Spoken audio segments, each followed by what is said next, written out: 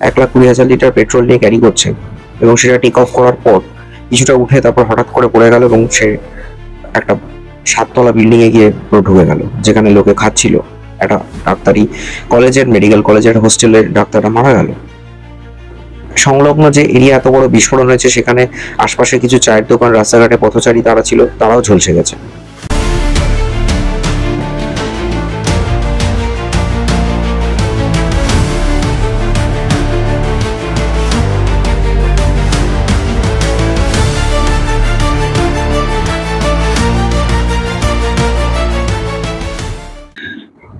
June 12, 2025, শেষ 20 বছরে বলা চলে দেশের সব থেকে বড় এখনো পর্যন্ত বিমান দুর্ঘটনা হয়ে গেল। মানে এত বড় বিমান দুর্ঘটনা হয়তো আজ অব্দি ভারত সাক্ষী ছিল না। যে বিমান দুর্ঘটনায় শুধুমাত্র যে প্যাসেঞ্জাররা মারা গেছে তা নয়, যেখানে প্লেনটা ক্র্যাশ করলো সেই হোস্টেলের কয়েকজন ডাক্তারও মারা গেল। আজকে ভিডিওটা আমি শুধু একটা কথাই বলবো যে 2025-এর এই এপ্রিল মাস থেকে আমরা কি দেখলাম। পয়সা খরচা করে মানুষজন বেড়াতে গেল, কাশ্মীরে গিয়ে খুন হলো। আইপিএল একটা টিম চ্যাম্পিয়ন হলো প্রথমবার, তাদের সেলিব্রেশনে জয়েন করতে গিয়ে কয়েকজন পদপিষ্ট হয়ে মারা গেল, 11 জন মতো।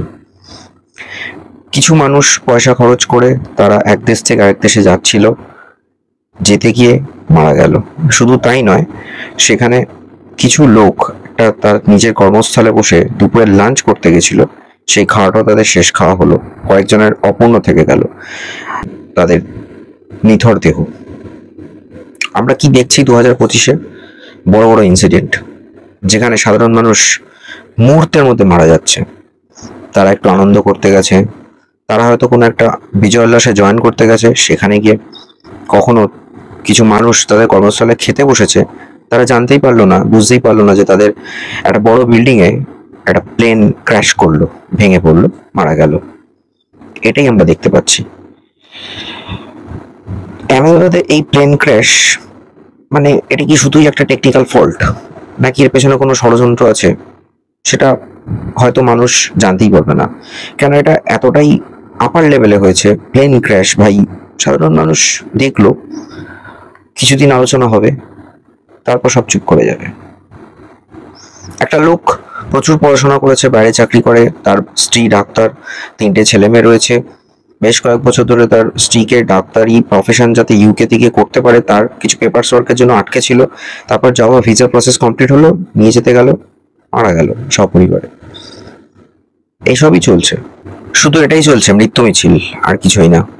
মানে আমি কয়েকটা জিনিস দেখে অবাক হলাম যে একটা প্লেন যেটা দিল্লি থেকে আসছিল আহমেদাবাদ অব্দি এলো, সেই আসার সময় তার কিছু প্রবলেম ছিল, টেকনিক্যাল ফল্ট ছিল, এসি ঠিকঠাক কাজ করছিল না। দেখুন, একটা প্লেনে কোনো জিনিসকে আপনি ওভারলুক করে যেতে পারেন না। প্লেন তো আলটিমেটলি সে সবকিছুর ঊর্ধ্বে আকাশে সে পরিবহন করছে। সেখানে কিছু একটা সামান্য মাইনর ক্যাজুয়ালিটিও যদি হয়ে যাবে, মাইনর প্রবলেমও যদি থাকে, সেটা একটা বড় আকার ধারণ করতে পারে। তাই আফটারঅল প্লেন সফিস্টিকেটেড জিনিস, অ্যালয় হুইলস দিয়ে বানানো বা অ্যালয় মেটাল দিয়ে এগুলো সবটা বানানো হয়ে থাকে। তো জিনিসটা হালকা করতে গিয়ে অনেক কিছু আমরা প্লাস্টিক্স বলুন বা ফ্যাব্রিক্স বলুন বা আরো অনেক কিছু জিনিসপত্র ইউজ করা হয়ে থাকে। এখন এগুলো কিছু কিছু ক্ষেত্রে দাহ্য বস্তু থাকে, কিছু কিছু ক্ষেত্রে অনেক বেটার জিনিস R&D-তে করা হচ্ছে, যাতে কম ওজনে বেশি পরিমাণ দূরত্ব ক্যারি করতে পারে, যাতে ফুয়েল কস্ট কম হয়। এটা হচ্ছে একটা মোদ্দা কথা বিজনেস ইকোনমিক্সের দিক থেকে, যার জন্য এখন অ্যালয় মেটালস ইউজ করা হয়।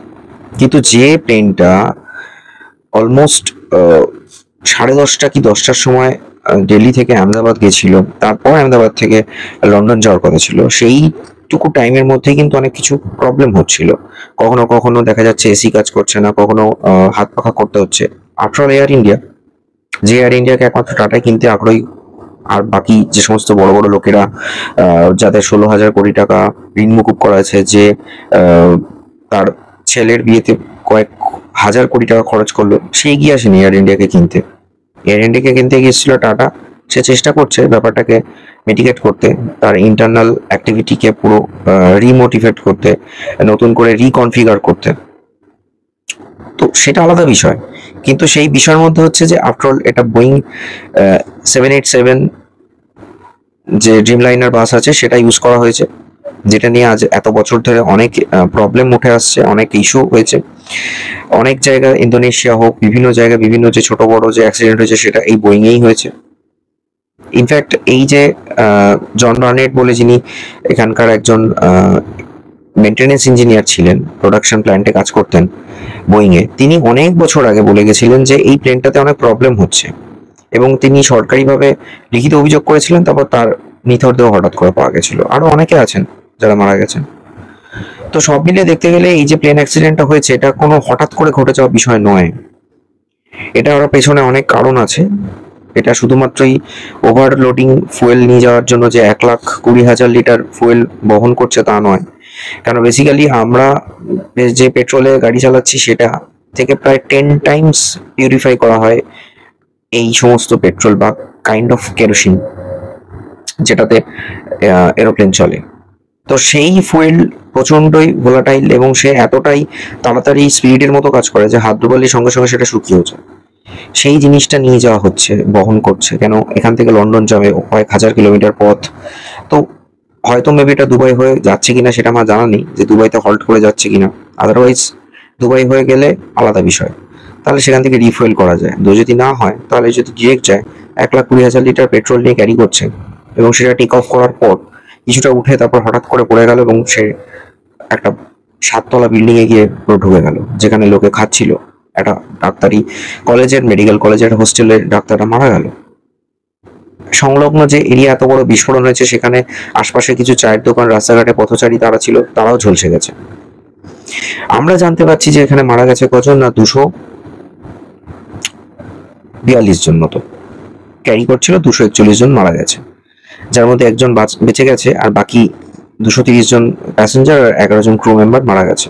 এছাড়াও কিন্তু আশপাশে বেশ কয়েকজন মারা গেছে, সেই সংখ্যাটা এখনো পর্যন্ত বেরোয়নি।